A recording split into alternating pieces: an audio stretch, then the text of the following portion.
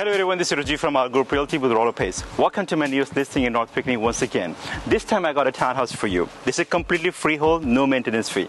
This one has a 3-bedroom, 3-bathroom. Basement is completely new, has a new flooring on it. Approximately 1900 square feet. I don't want to wait longer. Please come and have a look at this one.